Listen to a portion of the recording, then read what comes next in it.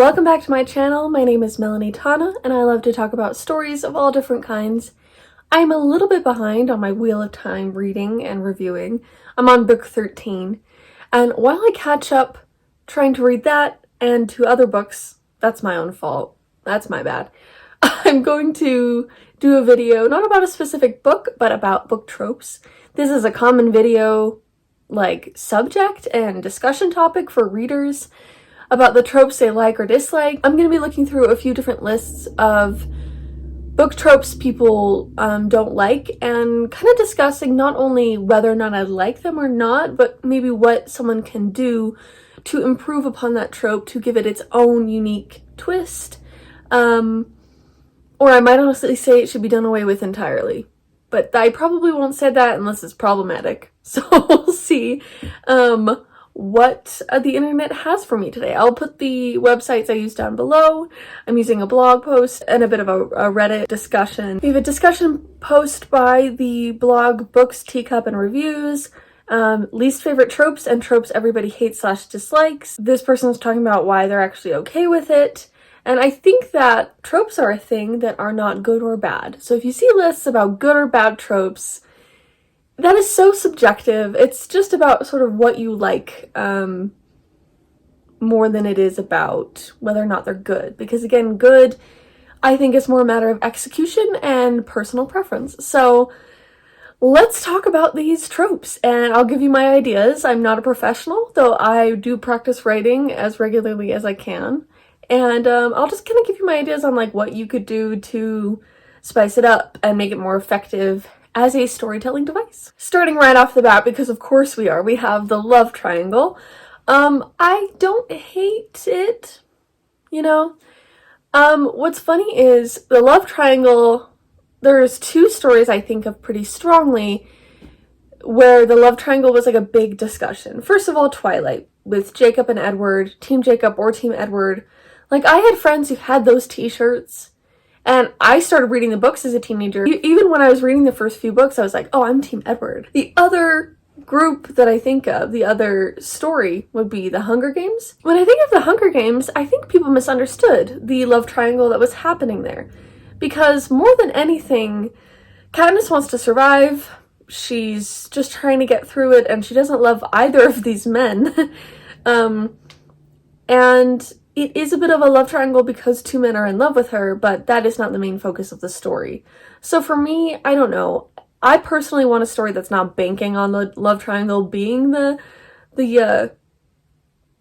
motivation and the push for a story. But I do think a love triangle can serve a better purpose if it's less of an overt triangle. If it's not so glaring in your face, two are in love with one and that's how it is.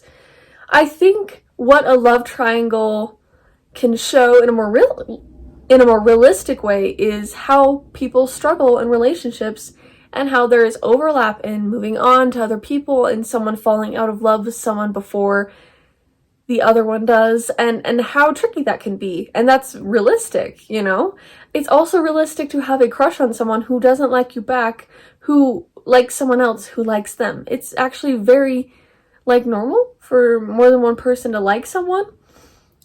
Where I think it feels little cheesier and a little more unrealistic is where it's marketed toward a younger audience who doesn't have a lot of experience with love and relationships, who cannot imagine two perfectly attractive, similarly looking men being into them, and who feel like they relate to the main character, especially if that main character is a woman. That's very, very common. So I think you just need to give it a little bit more nuance and draw from actual relationship experiences, and you can make it effective and more heartbreaking. You can kind of get into the human experience of it rather than the drama of it, and really make it feel not so cheesy and not so disliked. So I don't know if that makes any sense, but I think that there is some reality to love triangles in that sometimes people like you and you don't like them back, and sometimes someone else likes them too. So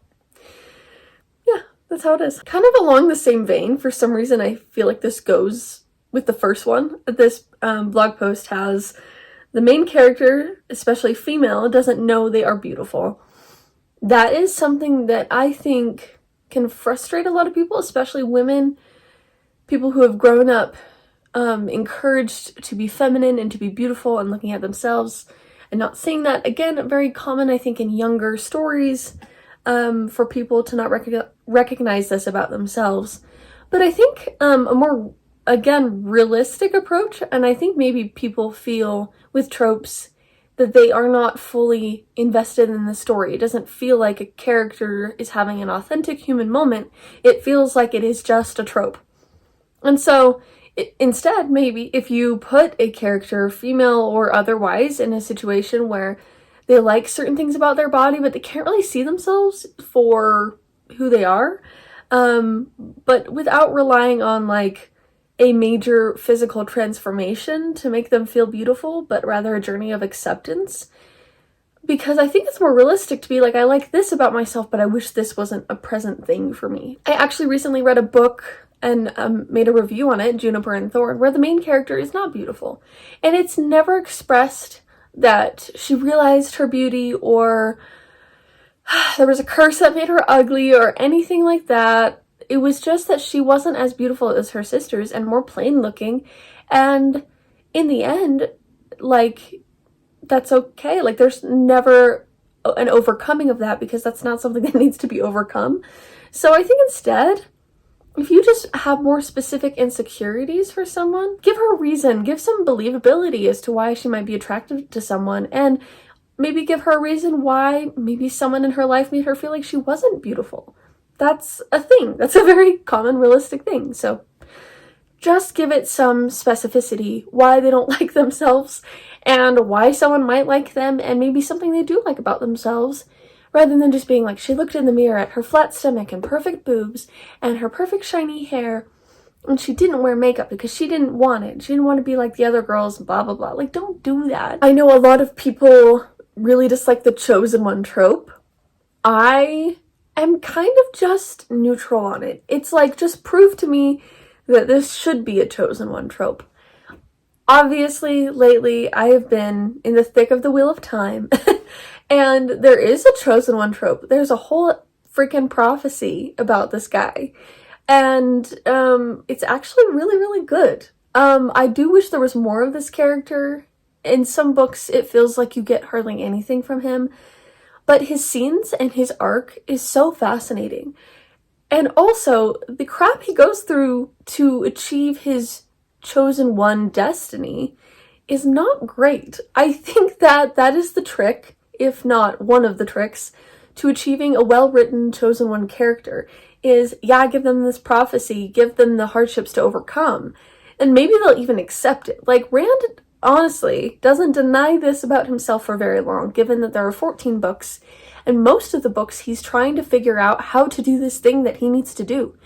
And while he's doing it, he goes through a lot. He has a lot of adversity and a lot of self-doubt. And I think what motivates a reader to stick with this character in the story is to not doubt his chosen one status, not to watch him be back and forth on whether or not he is the chosen one, but for him to accept what that means, because it is prophesied that he will basically unite and break the world in some ways, and that is a lot of pressure, and it affects him like it would any person.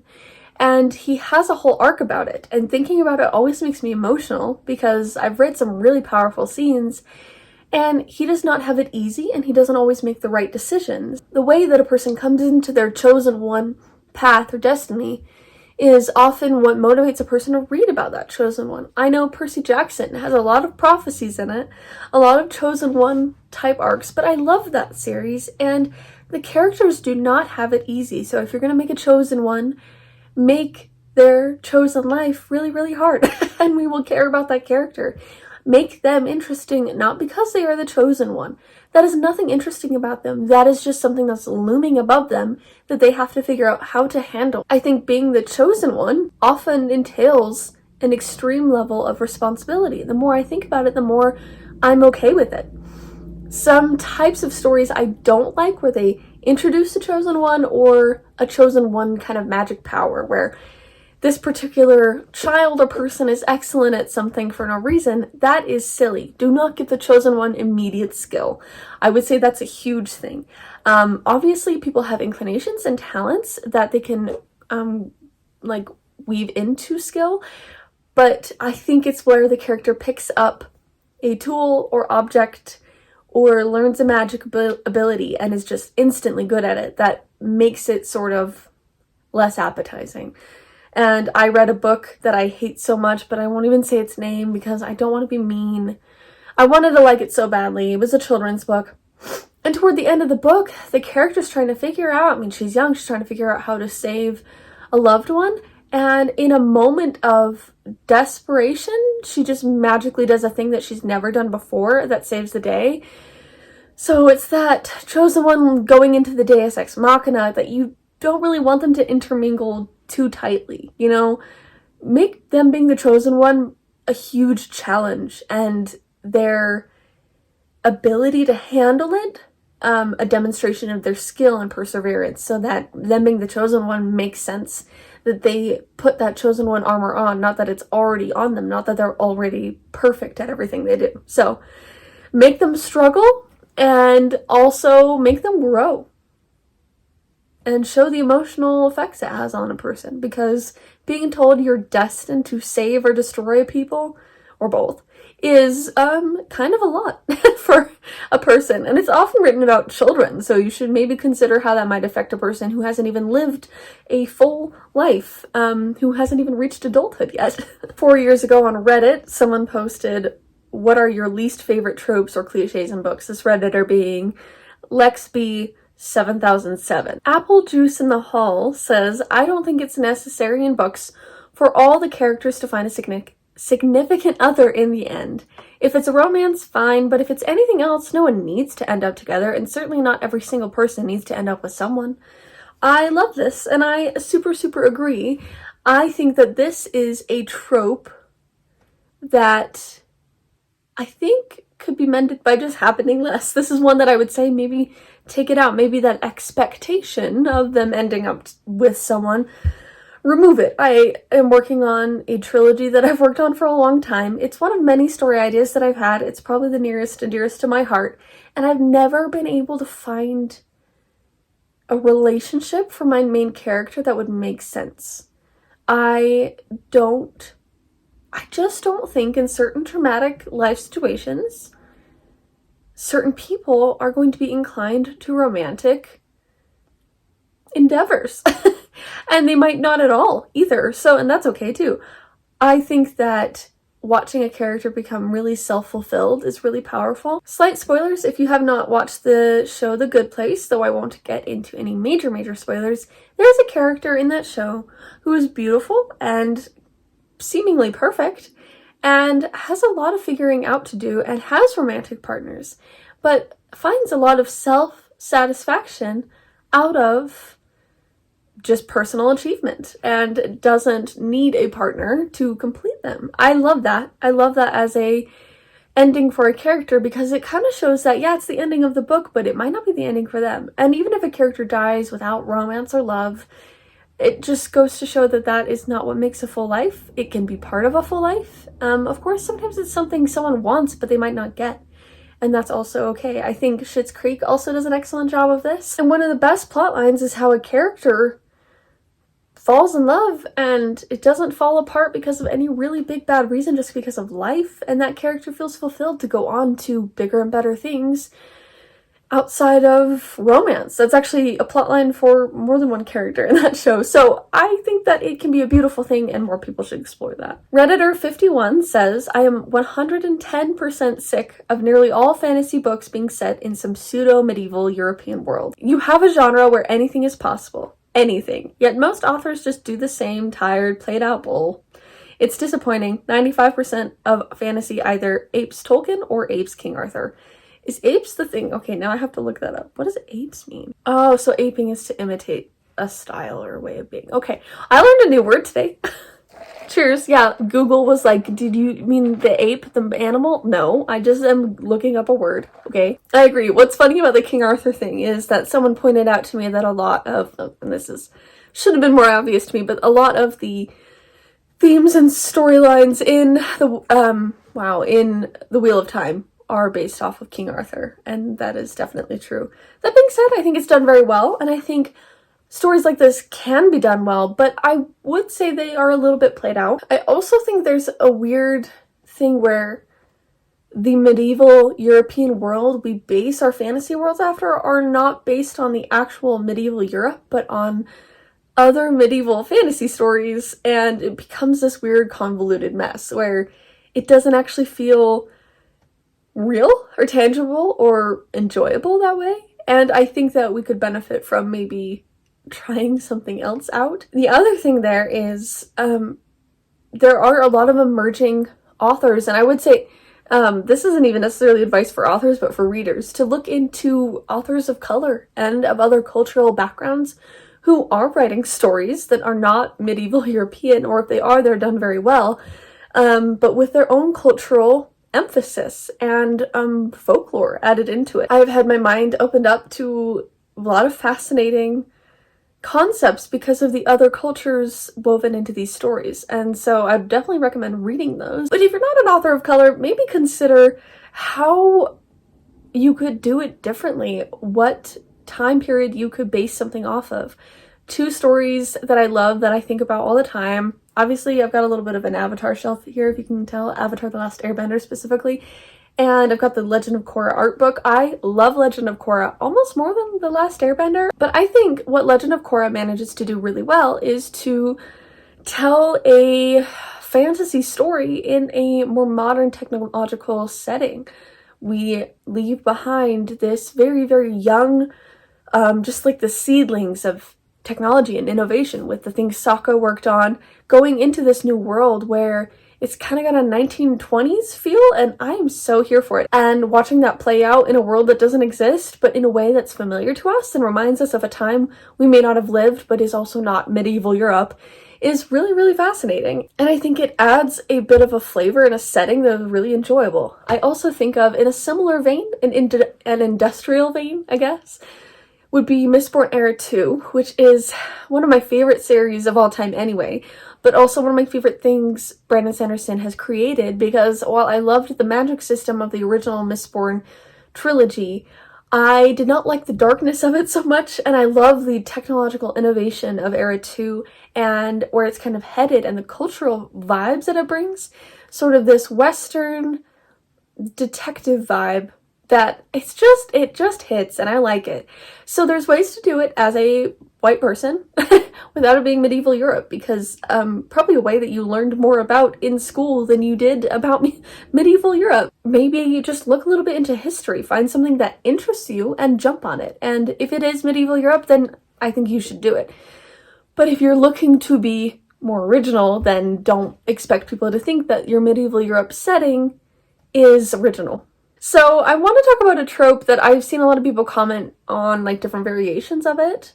And that's basically where a character enters a situation they're unfamiliar with, a world they're unfamiliar with, or is supposed to do something they have not been trained to do and is somehow very, very good at it without like any training.